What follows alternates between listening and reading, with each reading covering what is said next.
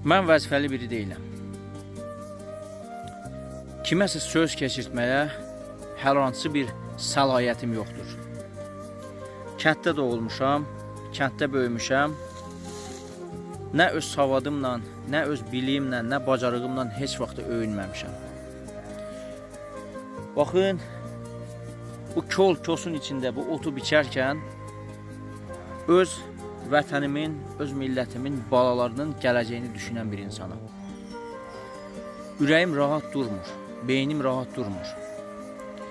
Məhvə doğru gedən gələcəyimizi düzəltməyə çalışan, zərrə qədər də olsa yaxşı bir şeyi təbliğ etməyə çalışan bir vətən övladıyam. Bizi necə məhv etməyə çalışır? Şeytan və şeytanın yolu ilə gedənlər. Şeytan demək olar ki, bütün dünyada öz bayrağını sancıb. Harada bir şərəfli, harada bir vicdanlı millət görsə, o milləti məhv etməyə çalışır. Öncə dedilər ki, valideyn kimdir? Sən valideyndən asılı deyilsən. Gənclərimiz valideynlərinə itaat etməməyə başladılar. Sonra analara dedilər ki, uşaq kimdir? Sən öz bədənini qorumalısan. Get dükandan uşaq yemi al, ver uşaqlara. Sənin südündə mikrob var dedilər. Beləliklə uşaqları ana südündən məhrum elədilər. Sonra həmin analar uşaqlarını küçələrə atdılar. Apardılar, deptomlara atdılar. Qoşuldular, başqa-başqa kişilərə qaçdılar. Sonra dedilər ki, ər kimdir ki, sən ərə tabi olasan? Sən ərdən asılı deyilsən. Ərə itaatsizlik başladı. Valideynlərə itaatsizlik başladı. Müəllim kimdir, sən müəllimin sözünü eşidəsən? Məktəbdə uşaqlar müəllimlərin üzünə ağ oldular. Belə-belə cəmiyyətin nizamını pozdular.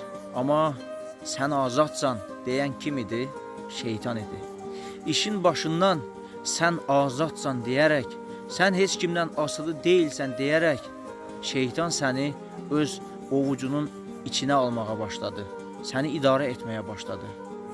Səni soyundurdu. Get soyun, nə istəyirsən geyin, sən azadsan. Geyim əxlaq ölçüsü deyil dedi. Halbuki Allah buyurur ki, örtünün, ayıb yerlərinizi göstərməyin insanlara. Soyundurdu, valideynə itaatsizliyə yönəltdi, ərə itaatsizliyə yönəltdi. Əxlaqsızlığı, ədəbsizliyi müasirlikmiş kimi gənclərimizə, balalarımıza öyrətdi şeytan. Halbuki bunu heç kim hiss etmədi. Halbuki şeytan insan övladının düşmənidir. Bugün ailələr dağılır. Bugün övladlar atasız qalır.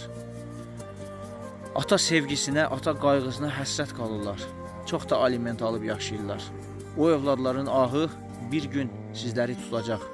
Alışın, məhrum etməyin. Balalarınızı öz nəfsi istəklərinizə uyub, öz ehtiraslarınıza uyub, bədbəxt etməyin. Onların valideynlə böyümə, ata ilə böyümə haqqı vardır. Şeytana qul olmayın, Allahın qulu olun. Şeytan sizi məhv edəcək. Sonra oyanacaqsınız, gec olacaq.